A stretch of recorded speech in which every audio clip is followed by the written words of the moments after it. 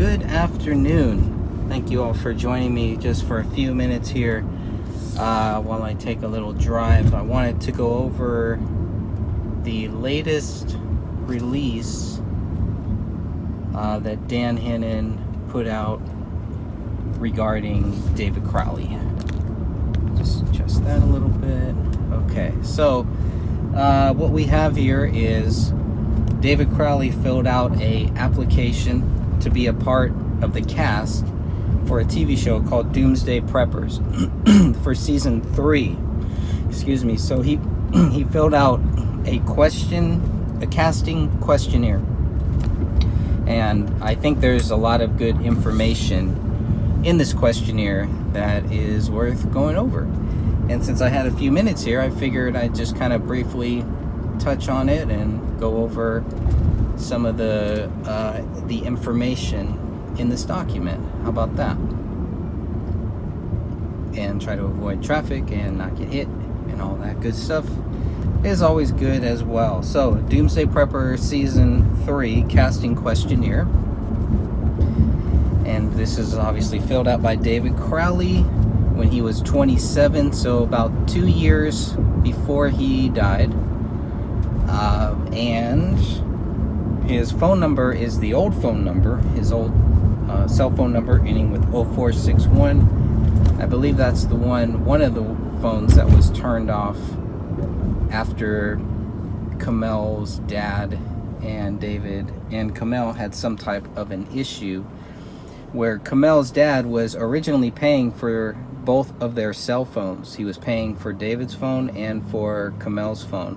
And I think that also shows how close that Kamel's family was to David. And I think that's a big valuable point there, that they had a good relationship, so good that Kamel's dad actually gave David a car, I believe, for one of his birthdays. So that's interesting too. I believe that's a silver car that was found at the house. So David is 27 at this time. Email is the Crawls04 Gmail. The occupation, he put filmmaker, videographer, photographer. It says list your family members, name and age. Kamel 26, Rania 3. So that gives you a good idea. That would have been interesting, I think, if David would have been a part of that TV show. I don't know what the issue was, but I know that season 3 came out in October of 2013. So this had to have been filled out before then. Obviously, I don't know how much before. That's not clear from this document here, but at least a couple months, maybe even a year before. I'm not really sure. So I've never seen this show. It's on National Geographic. So if you have the Disney Plus app, you can actually watch it. And I've been thinking about maybe watching a couple of them just to get an idea of what it was like, of what the TV show was like, and how David would have fit in or how he would have not fit into that TV show. I think that will give me a better understanding of that. Moving along here, he puts his address. This is the apartment, the Bloomington apartment is where he was, and some suburban kind of area. This is, when did you start prepping? Was there a time, event, or something significant that caused you to prep? And if you look at David's pantry, you can obviously see all of the different prepping stuff that he was involved with. I'm just gonna maneuver this. Sorry, it's just a little annoying there, but hopefully it's not too bad, and hopefully the battery doesn't die. So his answer is general awareness of world events coupled with contextual knowledge from military experience in late 2010 led to me being more concerned about general preparedness. Research for my current film project made me aware that the many prepper scenarios are far from fictitious. So that all lines up with the story with David Crowley's Gray State, obviously. And next question, what kind of security defense training do you have? Were you in the military? David says, served in Army infantry from 2004 to 2009, multiple combat tours. I also do ongoing firearms tactical training and have even extended this training to actors for my films. I am proficient in combat gear and field craft. Do you have any skill sets? Do you have any kind of skill sets is the next question. And his answer is obviously firearms and small unit tactics, room clearing, urban combat. That's his skill sets, urban combat. And that gives you an idea of kind of what David was doing during his tours that we've talked a lot about. And I think that's a very important thing too for David's tours. All right, next question, we're gonna go along here, is going to be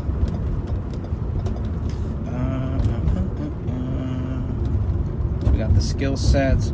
How long will your food storage last? What kind of foods do you store? And he's currently have 2 years of stored food, dried goods, wheat, MREs, cans, seed banks for planting. And you can see that down in David Crowley's basement in the big pantry. There's tons of stuff like that in there. And we should all have stuff like that. 2 years is really good of storable foods. I have some storable foods that have a shelf life of like 25 years or something, but I don't know if that would last necessarily. I mean, I couldn't live off that for 2 years, but that's important to have as well. How many and what kind of weapons ammo have you stored? Do you have stored? He's got an AR-15 with 7,000 rounds, 40 cal pistols with several hundred rounds, AK-47 with 500 rounds, M1A with 500 rounds, and Remington 700 rifles with 500 rounds. That's a lot.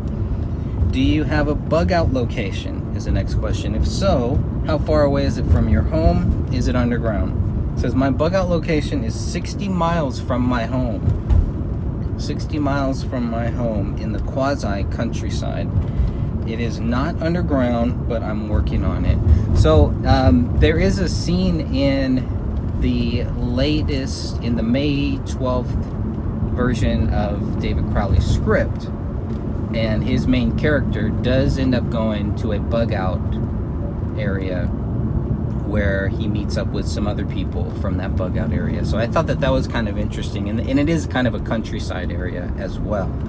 In the script, the main character doesn't stay there for very long, but you could tell that's the bug out area, that's the safe zone for him. So I thought that was interesting. What kinds of alternative energy do you have? It says presently none. However, my budget location has multiple propane tanks and a wood stove heater hookup. So that's good too. He's got something ready. Is there anything else you are stockpiling that is not mentioned above? Medical supplies, comfort items is what he says. Medical supplies, comfort items, canned goods, books, knowledge, fuel treatment additives. Currently on a rotation cycle with clothing and footwear to maintain a supply of broken in but usable items, cash and silver. So that's pretty good. Do you have any conflicts with friends or family about prepping? This is a very important question. And he says, general eye rolling, resistance to cooperation. And I think for the season, I think they like that. I have not seen the show yet, so I'm just guessing here. But I'm guessing the more conflict between the prepper and the prepper's family is generally what a show like that is probably looking for. They want to really capitalize on that to create that drama and create that TV sense. But I think a lot of this shows that David Crowley was in the he was trying to get his foot into the Hollywood door. We know he was not just a filmmaker but an actor, so he was acting in several projects too. And I think, I think he would have done well in the Hollywood realm if he could have kept his morals about him. I think he would have done really well. It's not hard. I mean, it's not easy to do, obviously, but just a guess. I don't know.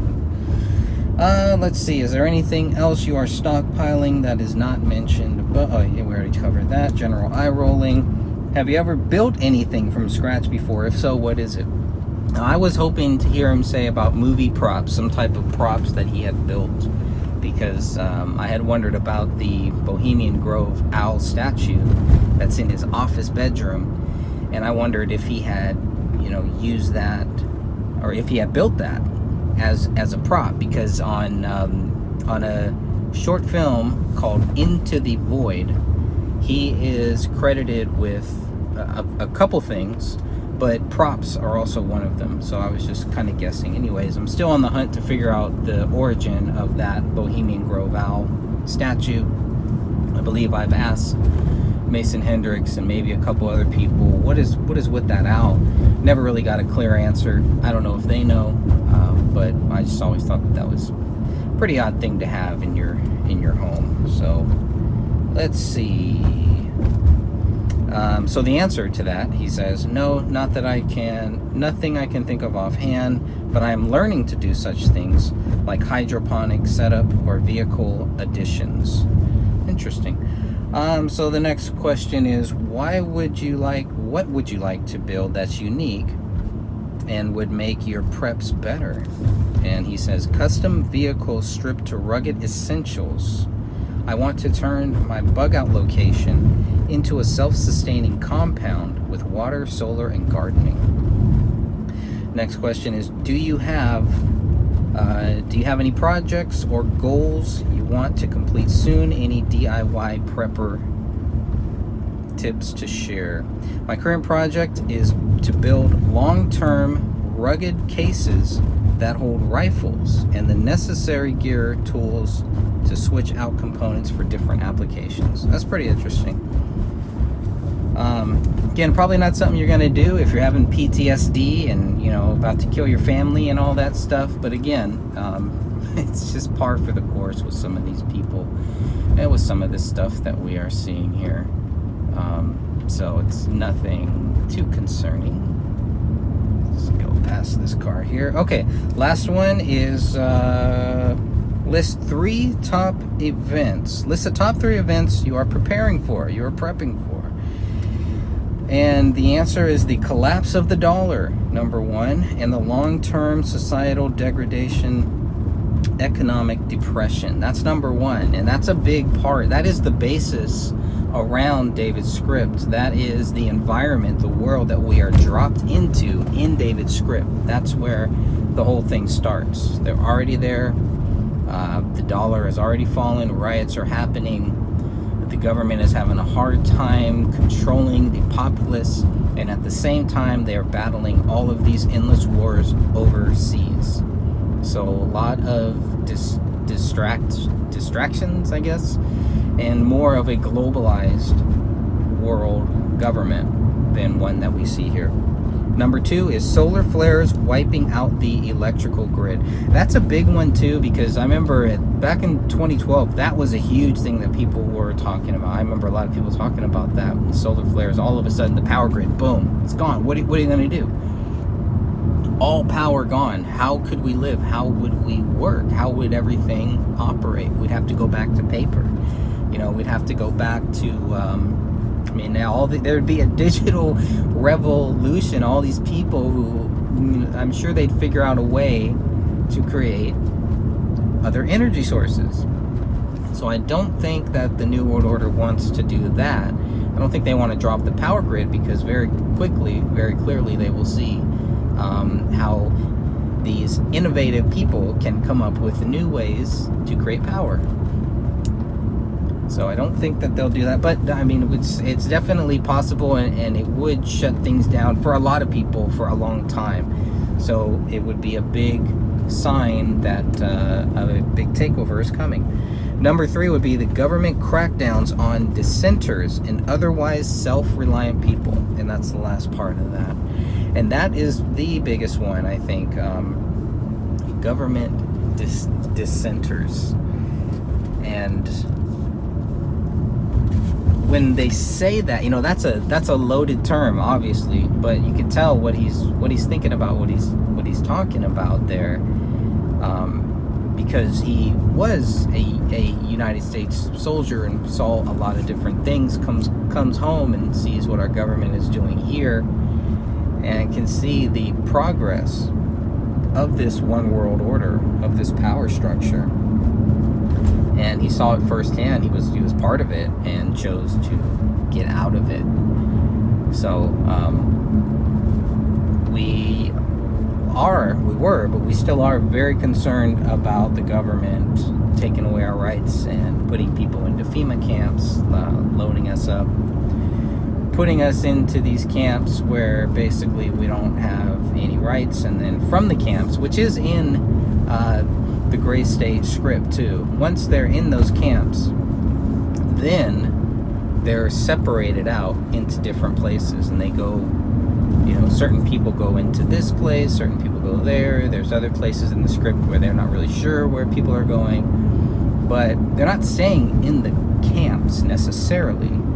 The camps are just kind of not a meeting ground, but basically it's where they, it's right before they sort out these criminals, these people, to go into different areas, area A, area B, C, etc., etc. So it's an interesting concept, and I just, I want to thank Dan Hennon for finding that, for getting that, and whoever gave it to him, I want to thank that person too. I think it's, it's these little things like this that might seem, like nothing, but there's a lot of good gems in there. There's a lot of good data, I think, that it might not necessarily answer questions, but it does give us more insight into who David was during that time and what he was doing during that time. I believe there was another TV show too that he was trying to get involved in too. So who knows? But definitely his goal was the Hollywood route, and he was moving towards that. And I think that that's very clear where David was going, where he was moving, and what the plans were, and that he was actively planning for the future, and the future was not in Minnesota. Very important stuff there. So anyways, just wanted to kind of go over that. I hope everybody gets a chance to read that. You can read that in the Justice for David Crowley and Family Facebook group, and I'd be curious to hear everybody's views. I'll try to put a link at the bottom of this video if you want to read that, download it yourself, and share your thoughts on it. It's good to hear other people's thoughts, and I think for me it's just more of him planning for the future. Less proof that he was crazy, less proof that he had any PTSD. Again, I don't think he'd be working on all this stuff. If he did have PTSD, he would not be working on all these projects. So I think that that's a big point there as well. And until we meet again, good peeps, God bless you all, and I will see you then. All right, and I also wanted to just kind of check in with everybody, make sure you're all doing good. I know we haven't done a conference call in a while with everything going on. It's just been, there's just a lot happening right now, and I'm sure all of you are having, life issues as well. And I hope everybody's doing good, staying safe, doing whatever you can to stay safe during this time. Hopefully we'll get back to normal life at some point. I believe the group is, at 3,400 members right now. We've got a lot of new people posting, a lot of good posts there, and a lot of good topics. And I would just want to thank everybody who has joined, everybody who is trying to find out what the truth is in regards to David Crowley and his family. we're just going to keep on pushing on until we get the case reopened. And there's nothing there. I haven't heard anything new from Jim Gummert, so I'm still waiting for that, waiting for some updates. We just put out the Gray Stage podcast number 4, and I really enjoyed that one. Looking forward to the next one. I believe the next one, episode number 5, we're going to cover the medical examiners and the autopsies. So I hope to get everybody back involved for that podcast. I've even been thinking about maybe doing that one. That would be episode number 5. I'm thinking about doing that one live. Maybe a YouTube simulcast, if possible. We'll see how that goes. But I would love to be able to do one of these live here.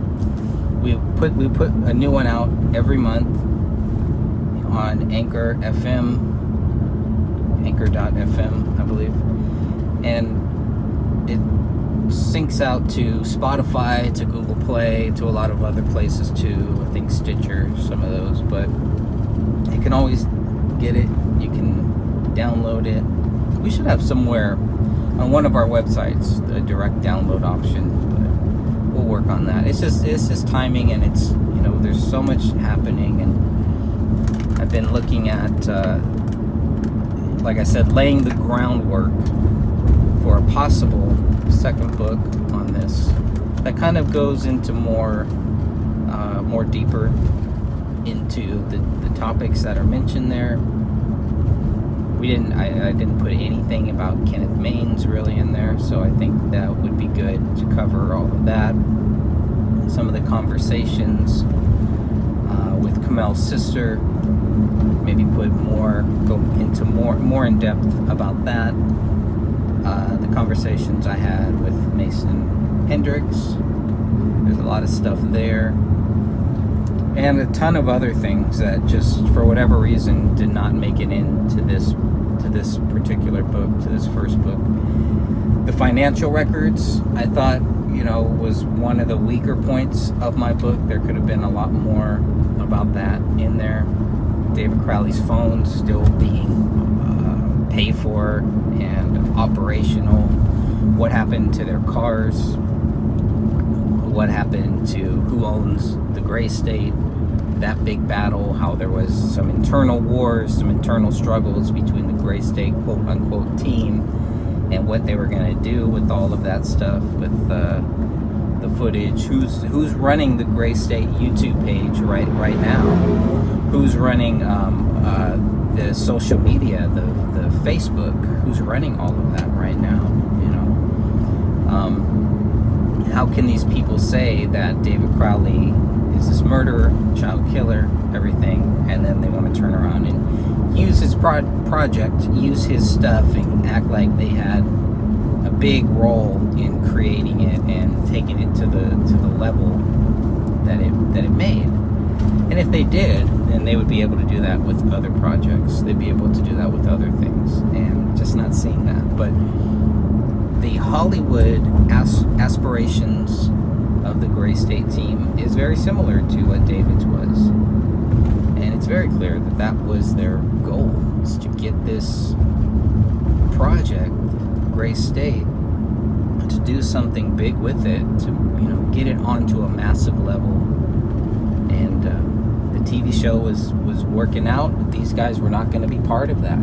How were they going to explain that when people asked? They'd just be on the sidelines. Everything would have been kind of quiet. One of the major things about the script, as we've talked about a couple times, is that Danny Mason's character is not in it. He's gone. He's not part of it. So I thought that was very interesting tidbit. Where's his character going? David and Danny are in this legal battle. This the very early stages of a legal battle to see who is going to get the rights to what.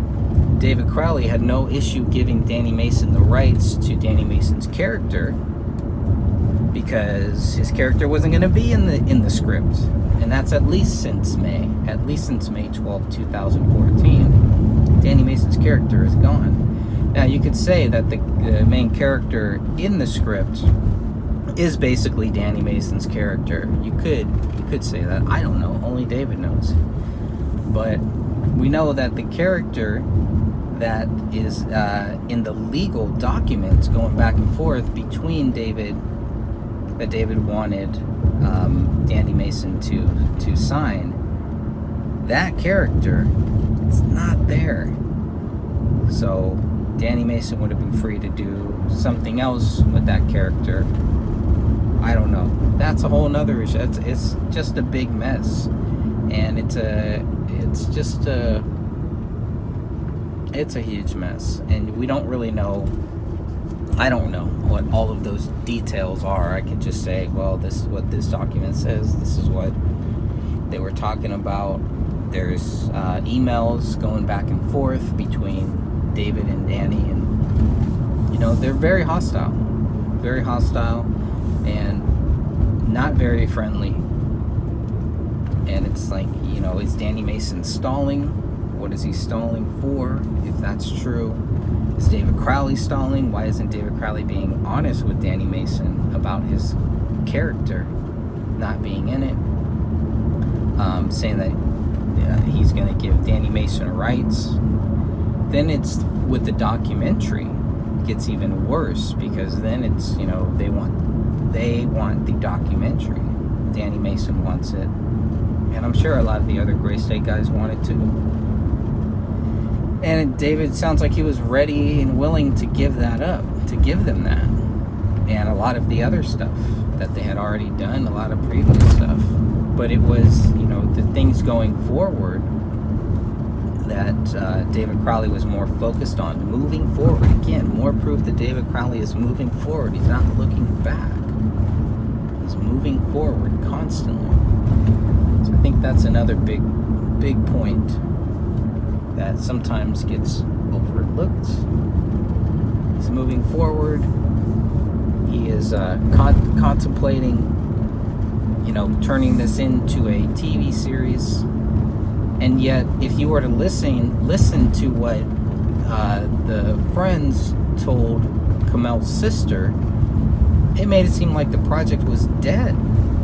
Kamel's sister probably really thought the project was dead, and that's because she listened to people that she should not have been listening to. Those were the same people that ended up tricking her when it came to Eric Nelson's film, A Gray State. And I think by that point, according to the interview I did with Kamel's friend, by that point, I think Sidra pretty much knew that these guys were not being upfront with her, and the games that they played with her and with her dad, all of that stuff. And I just think it's because they trusted these guys to be sincere, to be honest, and to really do something good with this work, and they didn't. They got burned. And so, if anybody tries to move forward, from what Kamel's sister said, if anyone tries to move forward with the project, they're going to have to deal with Kamel's family. We still don't know the details about Kamel's mom, only that she's doing better. And the chemo must have worked. Aside from that, we really don't know too much about it. So we'll just keep on pushing on, and we'll document it. We'll document all the facts, all of the lies, everything that people want to say will all be documented to make sure that it's accurate. And if it's not, they're going to get called out on it. Then it becomes, well, okay, where did this information come from? Sidra was saying that David was on the ground doing some type of a ritual. Where did that information come from? There's no evidence in that crime scene of any ritual or anything like that. Sean Wright has said that David Crowley was on the ground playing with the blood of his wife. Where is that coming from? Are they just making this shit up? So think whatever you want, but I mean, just all of the false stuff. Oh, there was footprints. Mason Hendricks, they had footprints that match David. That's not true. They had fingerprints that match. That's not true. None of that is true. Kamel's sister probably doesn't know that. Probably has never read those documents. And if she has, then she should know better. She should be asking the same questions. Where in the documents where is it proven in the documents that David Crowley is guilty? That's a simple question that they all should be asking, all of them. And if you don't think that one day Kamel's family, even the younger generations, if you don't think that one day they're going to be asking those questions and demand answers, you're crazy. Of course they are. They're going to want to know. They're going to want to know. People just want to know what the truth is. Not my truth. Not your truth. They're not interested in my theories. They're not interested in your theories. They're interested in the facts. They're interested in what proves David Crowley guilty. Until you have that, you will not move. You will not be able to move on. You will continue to have the bad dreams. You will continue to have those bad thoughts, waking up, shaking. It will continue. All of that will continue. That darkness, that cloud that hovers over your family will be there until you decide that enough is enough. Let's reopen this case. Let's get some answers, and let's put some real closure to this. Let's not put a blanket over this. Let's put some closure around this case and get some closure for everybody. For all the people that love David, for all the people that loved his wife and his daughter. And, for everybody who has respect for our soldiers, for every filmmaker, for every future filmmaker, for everybody who loves what David did, who loves his film, what he put out there, for everyone who cares about children, even if you don't care about David, his wife, you don't care about the movie, conspiracies, all that stuff. Don't you care about what happened to this child? I mean, to me, that's a big, big thing. What happened to this child? And why are we to believe that it's just basically David, he's guilty, and that's it? I don't think that that's right. I don't think that that's fair to just jump to that conclusion and to stay there. I'll try to move over here if I can. Let's see if this works. I don't know if this will work or not. Probably not. Alright, well, I guess I'll just go ahead and wrap this part up here too, but I do want to thank you all for joining me, and hopefully we'll have another conference call coming up soon, and we'll get back on track, and we'll be able to go live one of these days. I still need to finish the little some more videos on David's script. Maybe I'll get to that Sunday. I'm not really sure. It's just all time with everything else and all the work, the regular life projects and all that stuff. It's all in progress. So you don't want to burn out, and you just gotta have a balanced life, balance all this stuff out, and that's it. Don't worry about what people say. I'm not a credible person. I have no credibility, so I'm not worried about that. Not worried about anything like that. Never have been, never will be, by the way. So, I just, just a funny little inside joke there. So, God bless you all. I hope you all have a great day. Stay safe. Don't do anything that I wouldn't do. Stay focused on Jesus Christ. And remember, David Crowley is innocent because he can never be proven guilty. Nobody has proven him guilty. Let's get the case reopened so that we can get some justice for this family, and so that there can be some closure. Even if it's partial closure, would just be to say that David Crowley is not guilty. And that's where we are. And as long as we keep the case going, as long as we don't let it die out, then David Crowley remains innocent, and we win, good peeps. All right, God bless you all. Have a great day.